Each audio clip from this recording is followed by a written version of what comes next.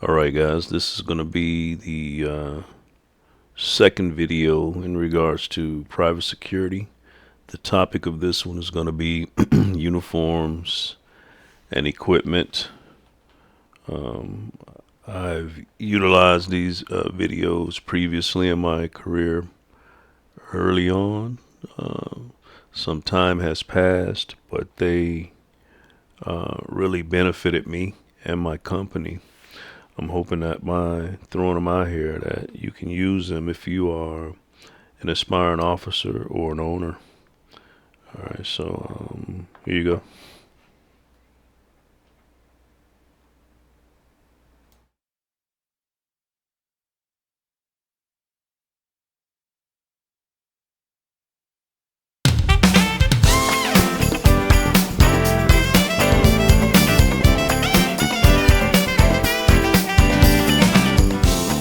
I'm Gary Hankins, your narrator. This training session is designed to teach security officers how to wear and care for the uniform and understand basic security equipment. Whenever someone puts on a uniform, it immediately makes a statement. Part of that statement tells everyone what he or she does for a living. For example, what does this man do for a living? That's right, he's a fireman. How about this man? And this man? And this woman? And this man? Right, they're all in the military. Even though their uniforms are different, you knew immediately they were military. How about this man? Right, he's a police officer. And what about these people?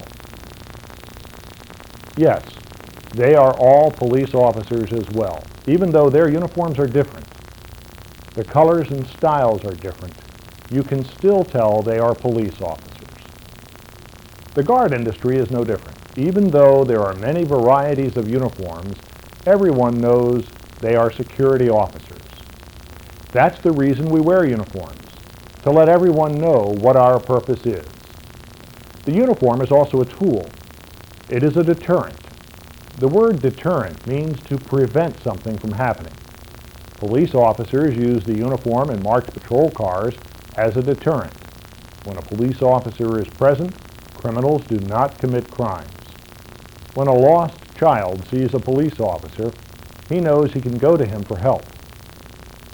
When a patrol car is on the highway, people slow down. When a police officer tells people not to walk in a certain area, he doesn't have to say, "I am a police officer, you can't walk in this area." He just tells them they can't walk in that area.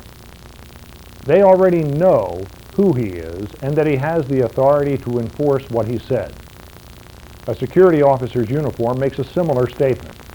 Although a security officer does not have the same authority as police officers, their job description includes being a deterrent. If you're at a gate checking IDs, you don't have to tell everyone that you're a security officer checking IDs.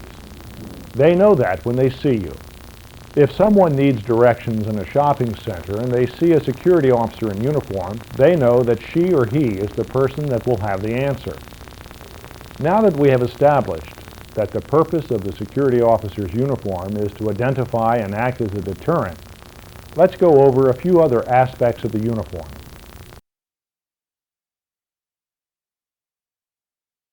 You've heard the expression, first impressions are lasting impressions.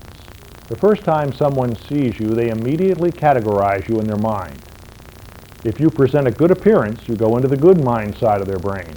If you present a bad impression, you go into the bad mind side of their brain. When a security officer looks sloppy, he or she immediately gives a bad first impression, creating a bad mindset in the person or persons looking at them. That sloppy officer right away loses 80% of their effectiveness. They are perceived as being irresponsible, careless, and have that I don't care attitude. Even though this may not be true, but it doesn't matter. That first impression has already set in place and will take a lot to reverse it. On the other hand, a security officer who is sharp immediately gives the impression that they are alert, in control, and know their job. The sharp security officer just took a quantum leap ahead of the sloppy officer. To get the maximum impact with your first impressions, your personal hygiene and uniform appearance must be an uppermost consideration at all times. Take pride in yourself. This will come naturally when you wear your uniform correctly. When you put your uniform on, put it on thinking that you're going to meet some very important people, and those people will have a direct effect on your future. The truth is, you will, and they will. You will be meeting your supervisors, customers, and the public.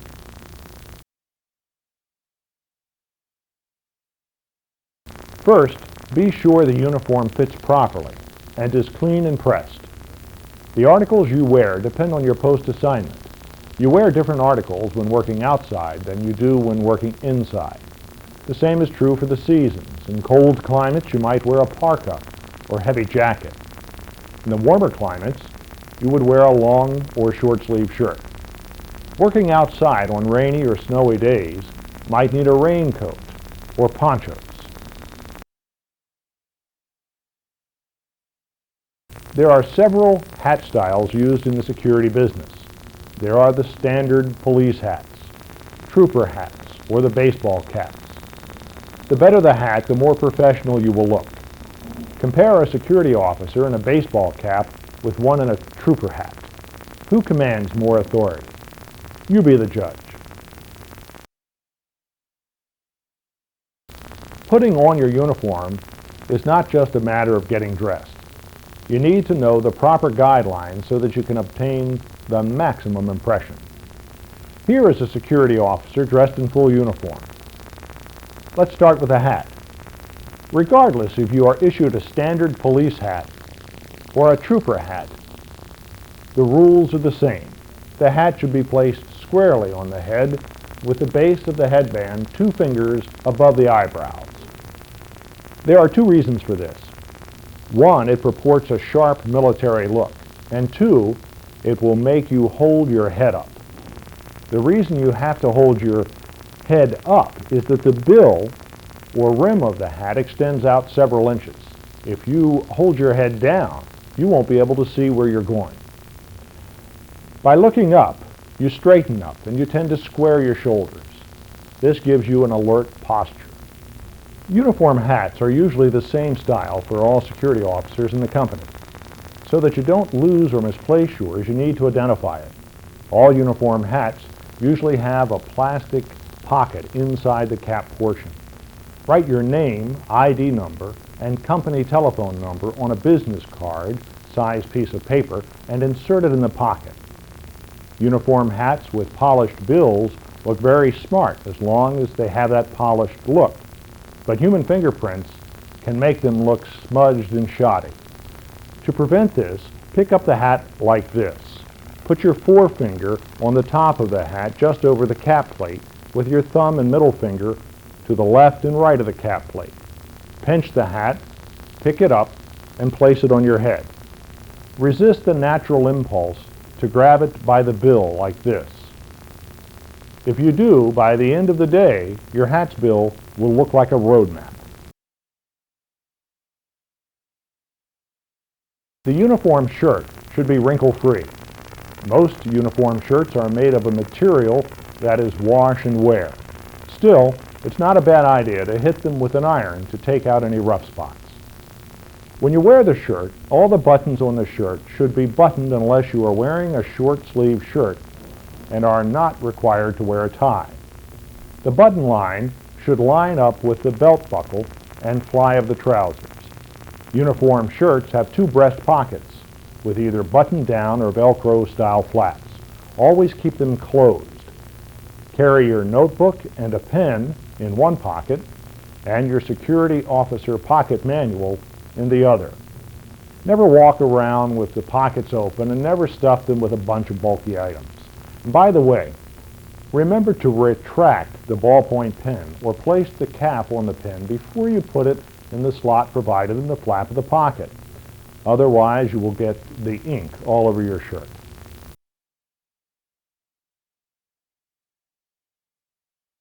If you have metal rank insignias, place them on each collar like this. Cloth sergeant and corporal insignias are placed on each sleeve halfway down the shoulder and the elbow.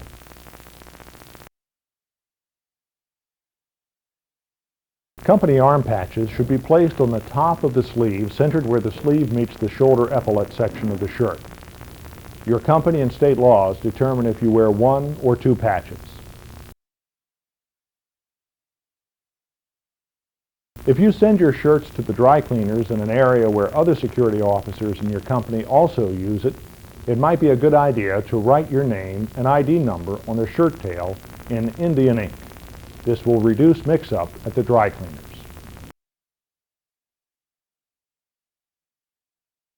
The kind of badge you wear is usually determined by the state or city you are licensed to work in.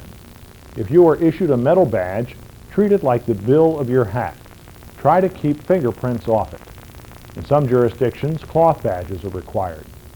If they get dirty, use an old toothbrush to scrub them before you have them washed. Ties are usually solid-colored fore and hand ties. The tie should lay over the buttons with the point of the tie just above the belt buckle. Ties should always be a clip style. You never know when someone might be confronting you and they become violent. If you have a standard tie that goes around your neck, someone could grab it and choke you. With a clip-on tie, that cannot happen. They grab the tie and pull. They have the tie, but not you.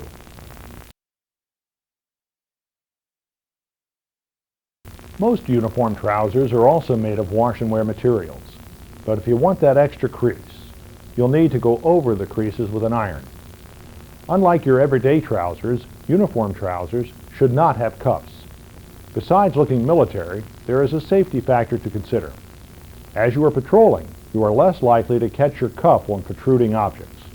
Trousers should be worn at your waist, with no drape over the shoes.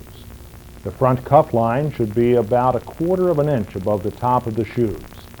The rear cuff line should be 1/2 an inch down over the top of the heel of the shoe. Trouser pockets should never be filled and cluttered with bulky items. You should only carry your wallet and perhaps a handkerchief in the other rear pocket. Small, flat items, such as personal keys and change, can be carried in the side pockets. Incidentally, walking around with your hands in the side pockets is not a flat item. Walking with hands in the pockets gives the appearance of nonchalant and lazy. Besides, if you were attacked suddenly, you may not be able to protect yourself fast enough. Remember, you are in the security business, not a tour guide. Most companies use garrison belts with square buckles. These belts are wider than standard belts, so they can support the equipment you're required to carry. When fastened, the buckle should be at the center of the waist and lined up with the button line of the shirt and the fly of the trousers. In colder climates, an outer coat is needed. The type of coat depends on the temperature. In mild climates, a light ice jacket would be sufficient. In colder areas, parkas or long coats would be more appropriate. If your job assignment requires that you work part of the shift inside, part of the shift outside, be sure to transfer your badge to the outer garment when you go outside and back on the shirt when you come inside. If your uniform trousers are blue or black, your socks should be black. If your trousers are brown colors, then dark brown or black socks are acceptable. White socks are never acceptable. Because your duties usually require you to be on your feet for long periods of time, shoe comfort is essential. There is nothing worse than having sore feet or sore legs as a result of bad shoes. Many security officers give up the job after only a few days because they are uncomfortable and sore from walking. The truth of the matter is their discomfort was not caused by the job, but by wearing the wrong shoes. Shoe style is important. In the everyday world, one of the most comfortable shoes are tennis shoes. Unfortunately, they don't fit the military image needed in the security industry. You can have the best looking uniform and be sharp as a tack. But if you have on a pair of sneakers, regardless of the color, you just lost it. Most professional security officer companies require plain black or dark brown shoes capable of being shined. These shoes can be low or high top styles. Now that we've covered the basics in the uniforms, let us go over some of the equipment you might be required to carry. The nightstick holder is worn on the belt and is used to hold your nightstick. Keep the nightstick in the holder while patrolling. If you're right-handed, the nightstick should be carried on the left side. The reverse is true if you are left-handed. You would use a crossed sword action to remove the nightstick.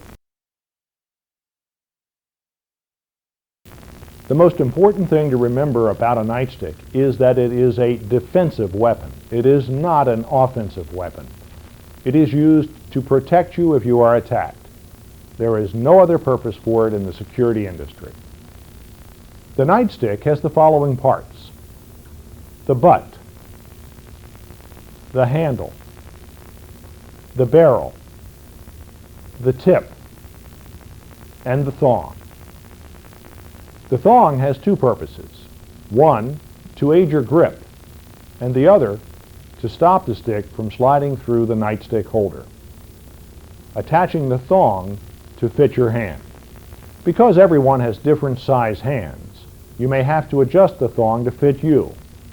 If you look closely at the thong, you will notice that one end is flat and the other end has a point. These are called the bitter ends. Just below the handle of the stick, a hole has been drilled through to attach the thong. You take the flat end of the thong and run it through the hole, pulling about 8 inches out the other side. Take the stick and pull the thong down on both sides of the stick like this, and hold the thong firmly just below the hole with one hand, with the bitter end under your thumb. Then take the pointed bitter end in your other hand and work it through the hole just above your thumb. Work it through until you have 8 inches on the opposite side. You now have two 8-inch lengths of bitter ends on each side with a loop of the thong in the center. Holding the nightstick in one hand, reach under the loop with the thumb so that it looks like this. With the loop over your thumb and hanging down on the back of your hand, roll your hand over and grip the handle. If the thong is too loose, pull one of the bitter ends out and tighten the loop. What you are looking for is a snug grip. Mark the bitter ends where they come out of the hole on both sides.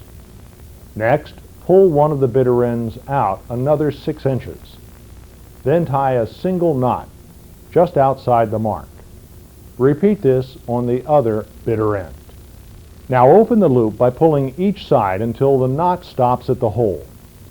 Test the fit again by placing your thumb into the loop and letting the thong hang over the back of your hand. Then twist your hand down, grasping the thong and then the handle. The thong should feel tight against the back of your hand when you tighten your grip. If not, readjust the knots. Once you're satisfied with the fit, cut the extra bitter ends off. The nightstick will now stop at the knots at the nightstick holder ring. If you ever have to use the stick, be sure to use the thong grip. It makes it extremely difficult for someone to take the nightstick away from you. Without the thong grip, someone could very easily snatch the stick out of your hand, especially under a stressful situation when your hands begin to sweat. If you need the nightstick, take your left hand and gently hold the stick and holder ring against your side while you draw the nightstick out, crossed sword style. Use the thong grip to hold the nightstick. Remember, the nightstick is a defensive weapon. We can't stress that point enough. How to use the nightstick is a separate training session, not covered in this one.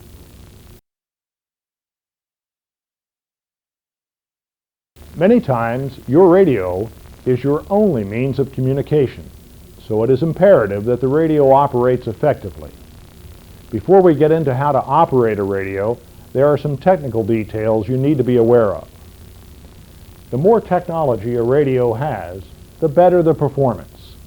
But with technology comes higher costs.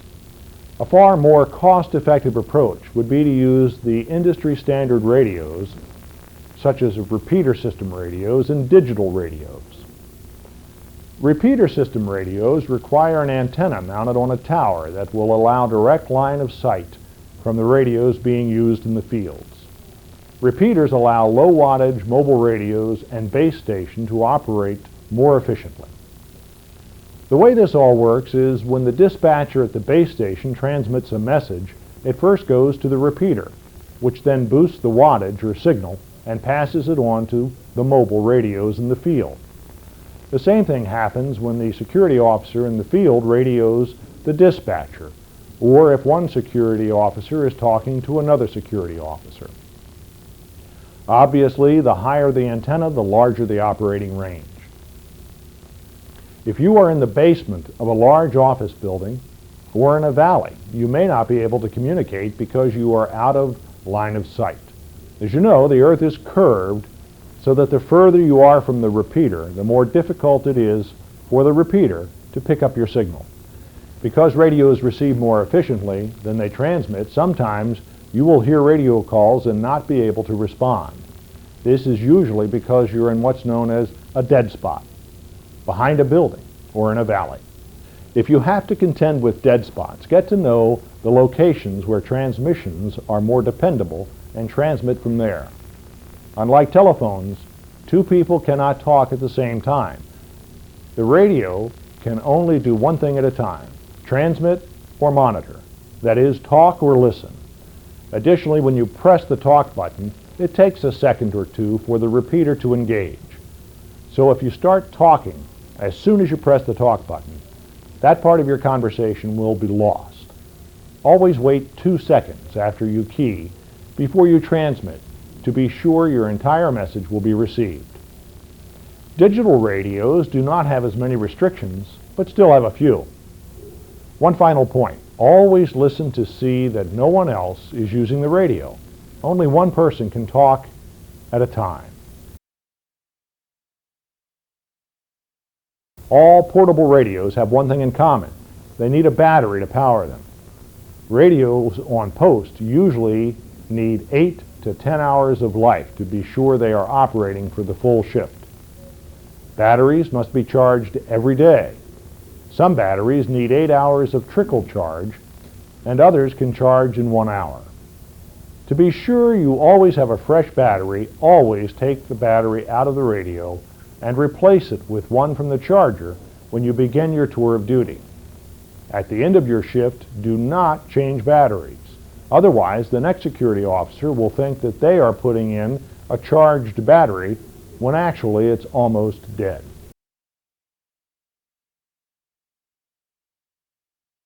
When you make a radio call, the person receiving the call needs to know who you are, where you are, and what you're calling about.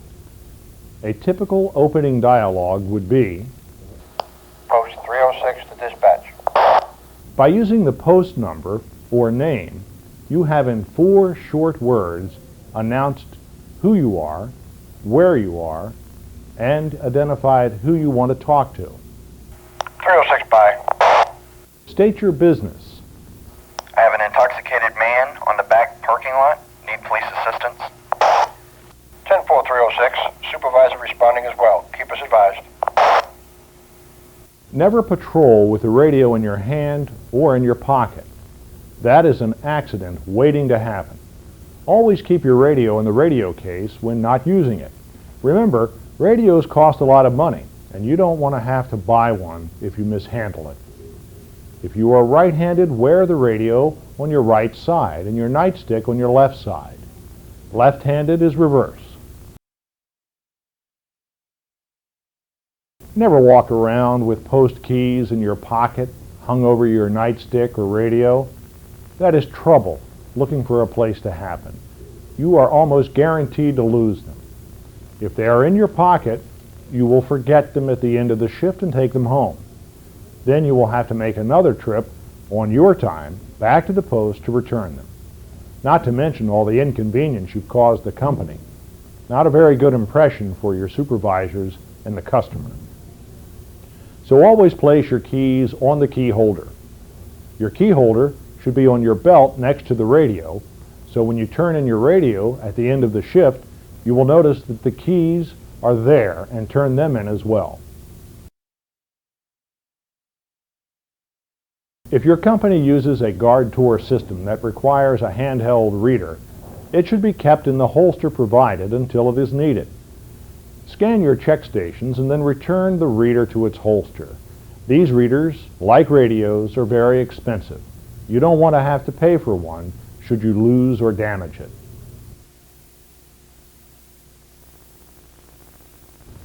Weapon training is not covered in this training session. This section only pertains to the wearing of the weapon while on duty. Security officers who are licensed to carry handguns should always have the safety on. Have it securely fastened in the holster. The holster should be worn on the side and held by the garrison belt. If you are left-handed, the holster should be worn on the belt left side opposite your nightstick. If you're right-handed, place the holster on your right side. The handgun and radio should never be worn on the same side. This too is an accident waiting to happen. Always be aware that you're carrying a deadly weapon and never take that responsibility lightly. The security officer pocket manual should be with you at all times. They should be carried in the shirt pocket that does not have the pin slot and never in your trouser pockets. Your company went to a lot of expense for your benefit to design and print these books. These manuals have a lot of information in them that should guide you while performing your duties. The final item is your notebook and pen. A security officer without a notebook is like a soldier without a gun. You just can't do a professional job. So always carry a notebook and pen. Store them in the pocket that has the pen slot so that the flap of the pocket will look orderly. Always remember to retract the point of the ballpoint pen so that you don't mark or stain your shirt. If you follow these uniform dress code rules, you will feel pride in yourself and your company. Look in the mirror and be sure you're wearing that uniform according to company standards. Make that statement, I am a professional and I am ready to do my duty.